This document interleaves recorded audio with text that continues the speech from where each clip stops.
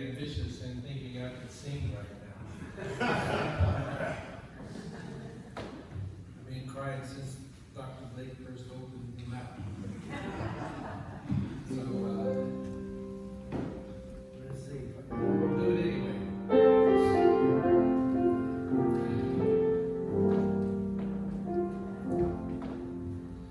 Sing a new world into being. Sing a bold and hopeful tune. Find a tune for silent yearnings. Lend your voice and dare to dream. Dream a church where all who worship find their lives and loves belong. Sing a new world into being. With the ancients, sing along.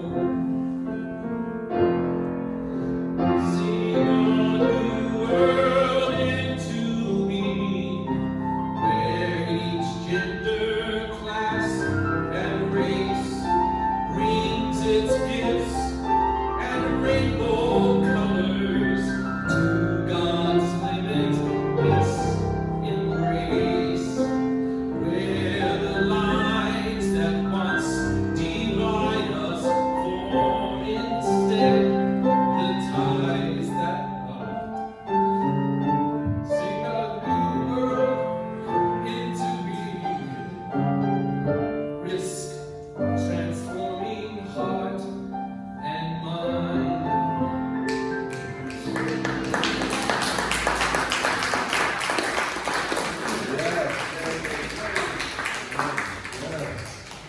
It's a lot easier to talk when you're crying than to sing. Whew. I'm not going to do that again.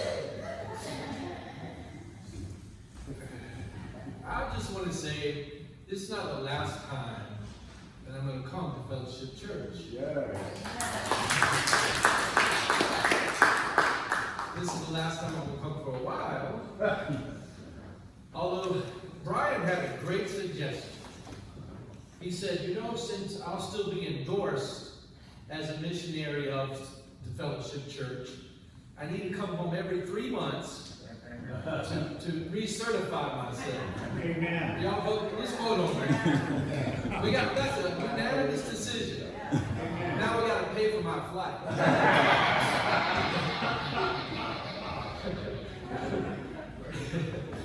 Oh my goodness. Thank you, Wayne. Thank you so much. I just appreciate the way things turned around so we could be here. Yes, thank you. Wasn't it amazing?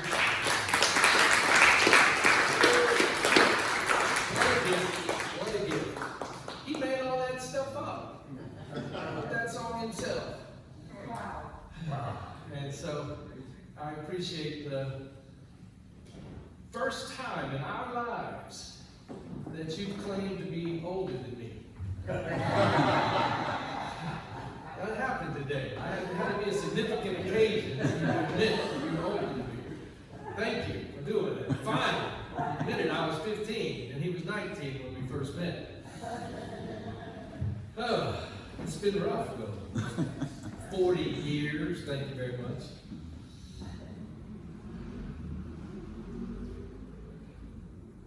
So I don't need to tell you who I am.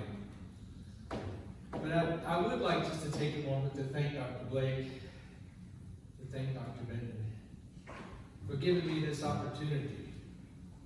Who in the world gets a chance to say goodbye from the pulpit? What a marvelous opportunity, you know, as I'm leaving, to gather folks together as family and to say goodbye. I hope, or see you soon.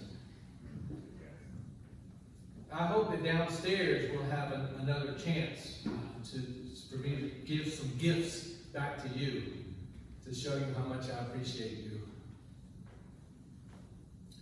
But if I can stop crying, I'm going to start preaching. We know that we want to sing into being a new world. Every heart yearns for fellowship of all peoples. And that it would be more than just a title on this church. Every human wants fellowship. And for those radical introverts among us, fellowship is more than just socializing with a group of people.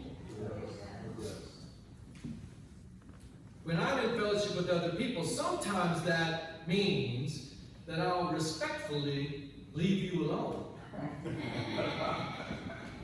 and let you have some solitude.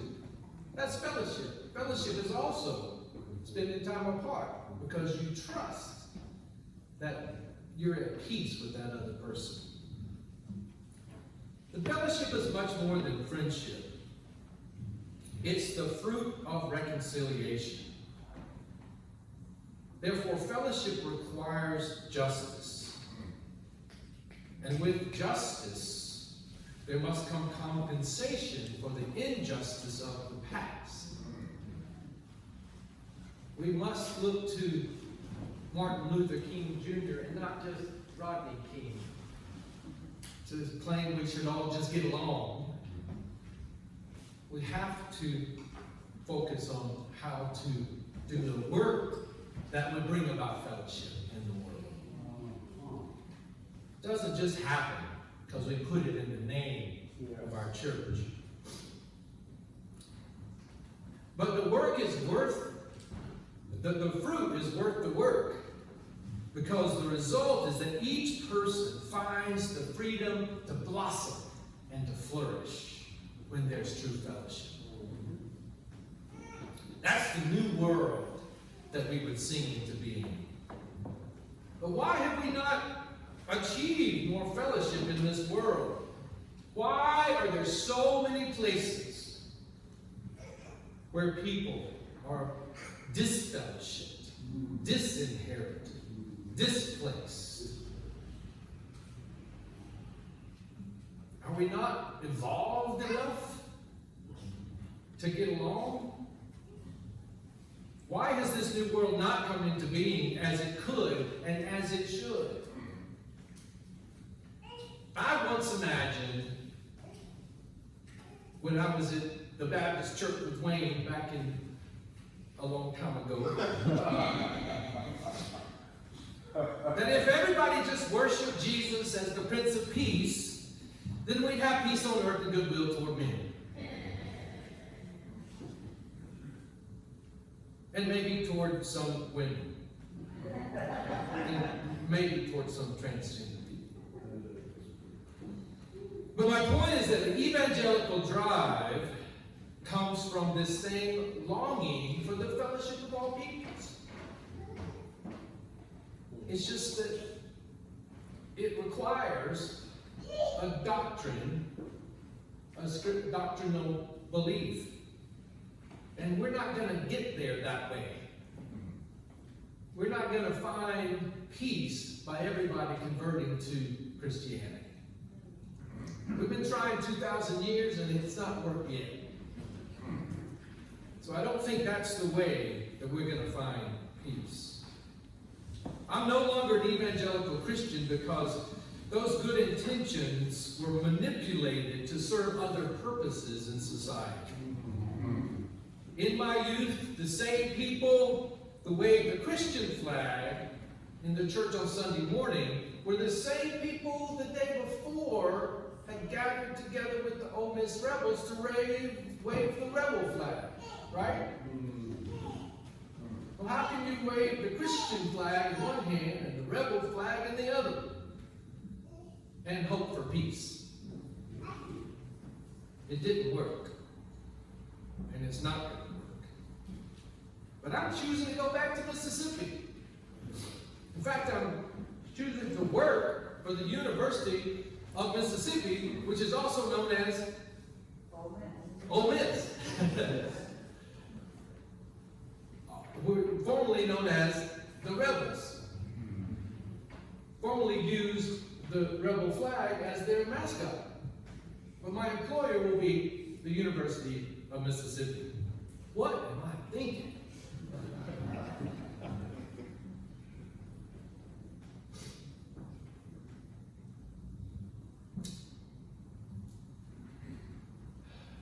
Mississippi is my home, and it's a place where I plan to return.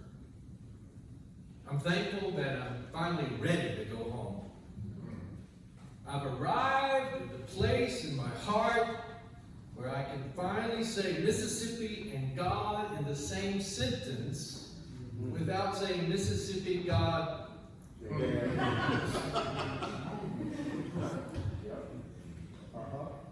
I wanted Courtney to cuss instead of me.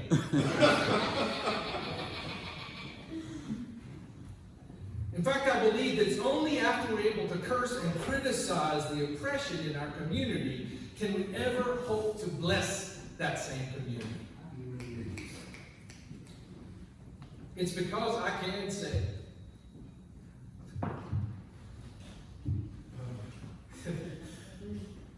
it's because I can say Mississippi, goddamn. And I can say, Mississippi, may God bless you and transform you and give you peace. It's because I can say, America, goddamn. That I can say, America, have mercy. May God have mercy on you and give you peace.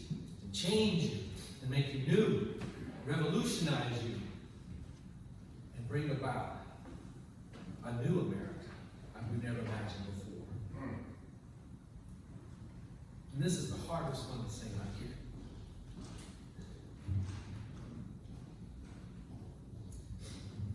Because I can say, Israel, goddamn. I can say, Israel, may God grant you peace and transform you and make you into something we've never seen before. Amen. I learned this from Mississippi, and I'm learning this right now from Israel. Did you know that in 2021, I became a citizen of Israel? The Supreme Court of Israel decided that weird, progressive Jews like me could have the right to become a citizen of Israel. So that's why I can speak and criticize a country that has lost its mind right now. There must be a ceasefire and an end to the occupation. And Israeli society must be reconstructed. But guess what? American society must be reconstructed too. I think it is anti-Semitic to talk about the problems in Israel and fail to talk about our own. As if somehow they're different from us. They are us. We are them. And we must sing a new world into being. Let's take a moment right now just to breathe a prayer for peace. You breathe in with me. Peace. Breathe out justice. Breathe in peace. Breathe out justice.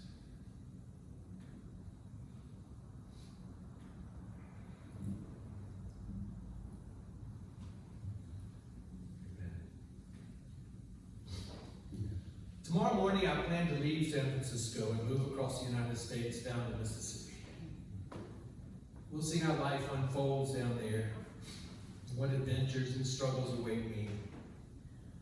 There's plenty of work to do there, and there's plenty of work to do here. For the past 6 years, this congregation has endorsed me as a hospice chaplain representing the Church for the Fellowship of All Peoples. Thank you. You commissioned me to travel alongside dozens of patients and families as they walk through the valley of the shadow of death. Thank you for entrusting me with the title of Associate Minister and taking the chance that I would not use the name of the church in vain. Instead, I hope that my ministry has expanded the good reputation of the Church for the Fellowship of All Peoples. Amen. Thank you. On my 60th birthday, which Wayne celebrated 3 years ago,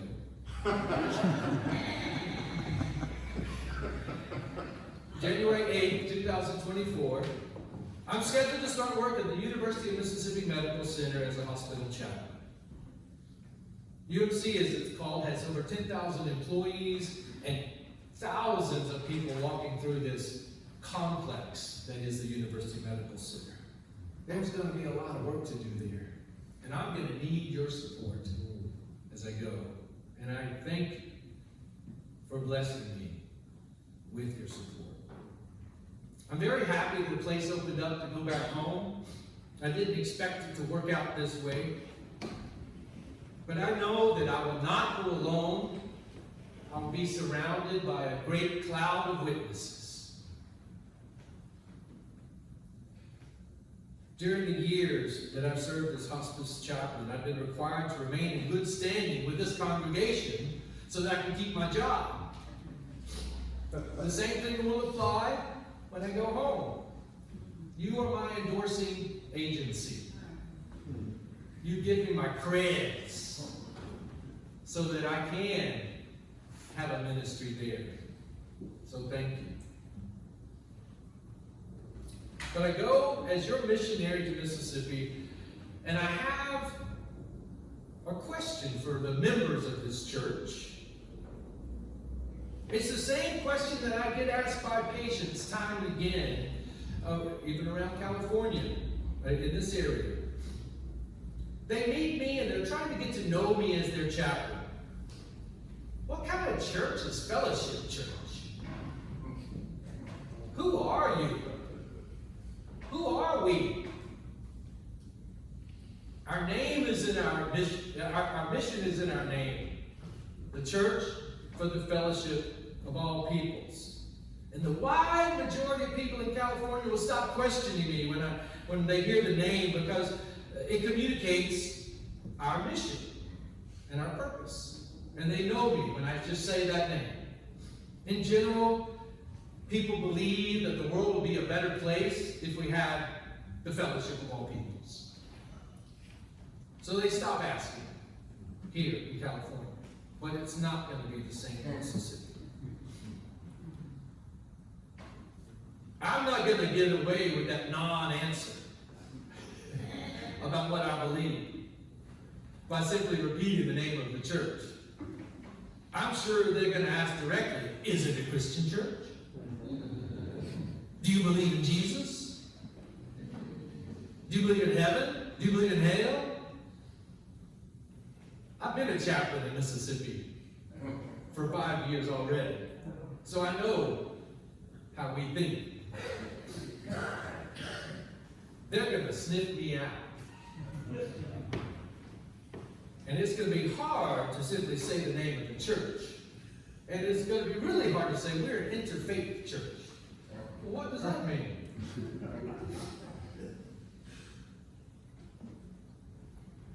I think this is why Fellowship Church is a very good church for chaplains. We endorse chaplains in different areas, right? Our ministry is open to the possibility that in the brief encounter with strangers, we could bring fellowship. That's That's what a chaplain does. I've served as chaplain, as I said, in Mississippi and Florida and now in California. And I've learned some things about theology and practice. I found that people imagine that they need a minister who believes in God. But my experience is that they really want someone who believes in them. If they trust that I genuinely care about what's happening to them on earth right now, they don't really care about what I believe is happening up in heaven somewhere.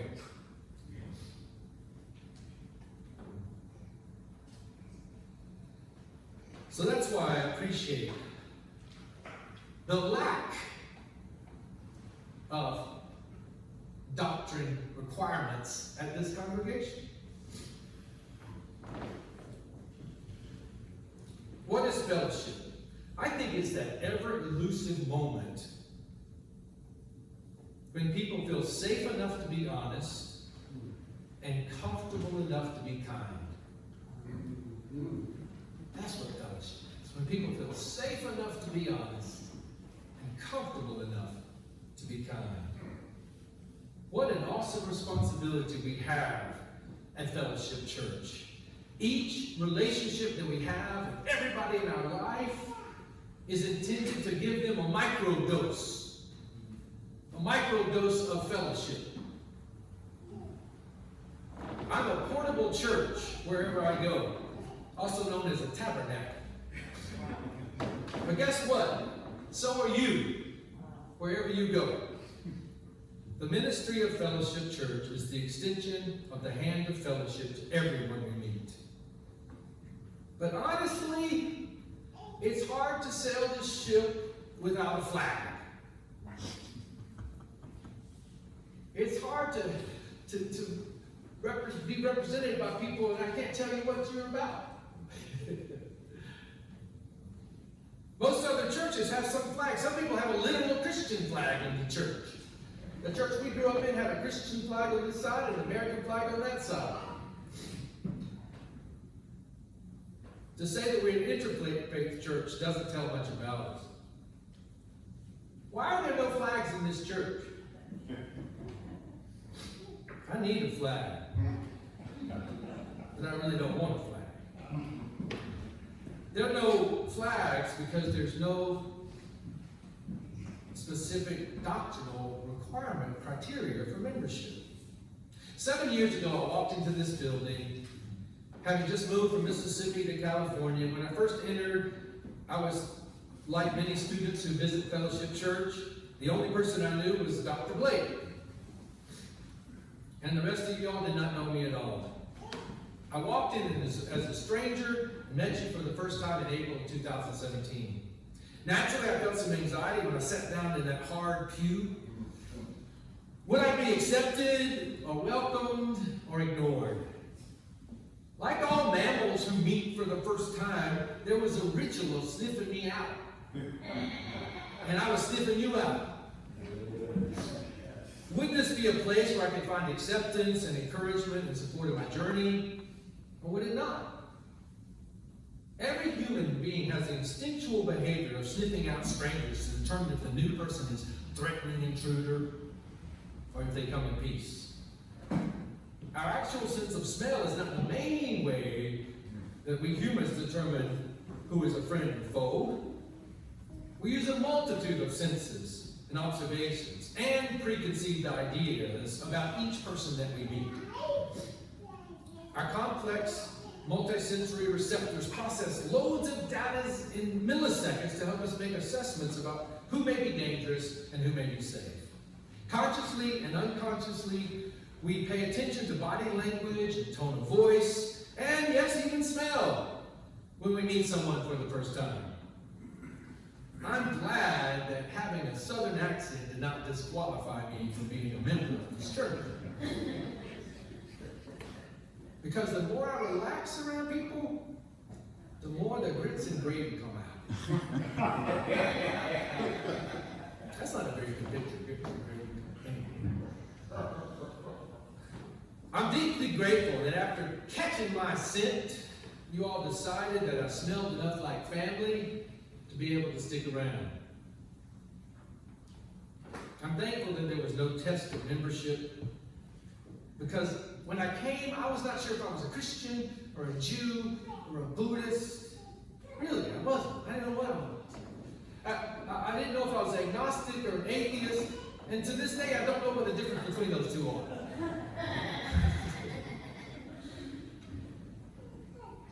I'm also grateful that no one asked me about my marital status or my orientation. No one asked me about my political stance. No one asked if I was a vegan or a vegetarian. And I thank God no one did a credit check.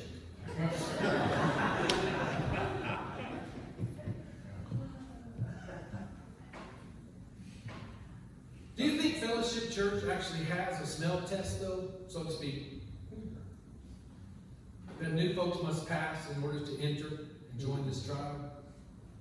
Do we let any old dirty rat in our midst? I do think there's some sniffing going on when a stranger walks in to determine if they're fellowship material or not. This test is not written, and the questions are never asked directly. Okay? So for your new people today, here's the secret. I think any congregation that claims that they accept everybody instantly with no qualification is actually not being honest about what happens when strangers meet. And they're ignoring the fundamental character traits that are required by people in order for fellowship to even be possible. There's certain fundamental character traits that are required for us to be able to sit here peacefully right now. And all you have, you pass the test.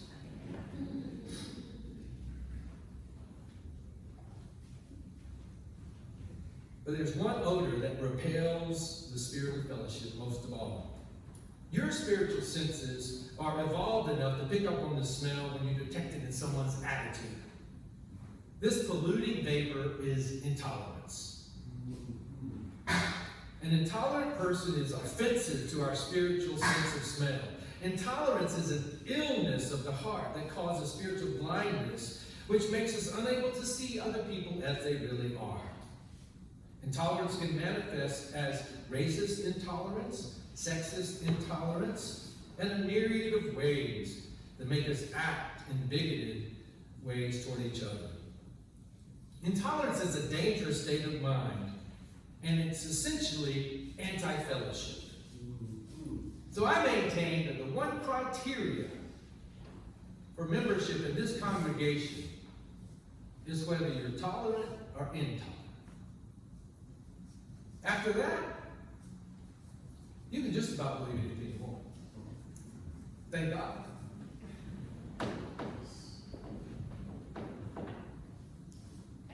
I'm also glad there's not a church on a clock in this church. But what time is it, Ryan? 5 till. Ooh, okay. I recently had a vision, an experience that helped me understand my theology right now. And I want to conclude with this. I attended St. Gregory of Nyssa Church here in the city of San Francisco. And I think every one of y'all needs to go there at least once. Who's been to St. Gregory before? All right. Yes. The walls are covered with saints. Each of them have a golden halo around their heads, and they're all dancing. They're dancing in a circle. And they're colorful. And there's all genders, all races, and all peoples. But the most wonderful thing about St. Gregory of Nyssa Church is they're not all Christians up there on the wall. For some reason, the iconographer, the person who painted the picture, put Malcolm X dancing next to Queen Elizabeth.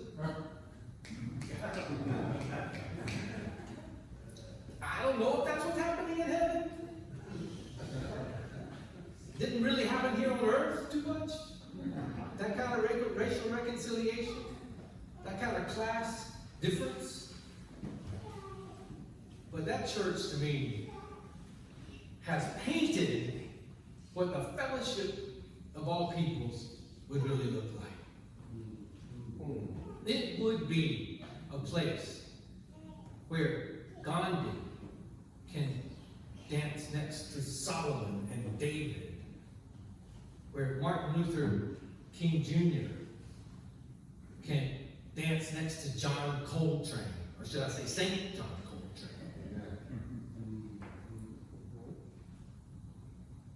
When I went in that church, it really helped me get over my problem.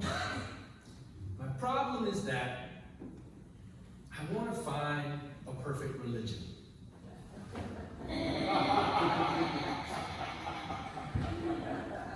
And I want to march with the right group of people that are going to win.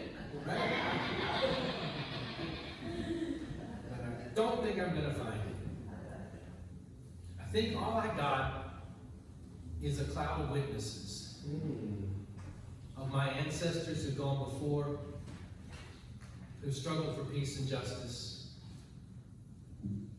So I'm going to go home to Mississippi with a whole lot of imaginary friends who surround me and support me.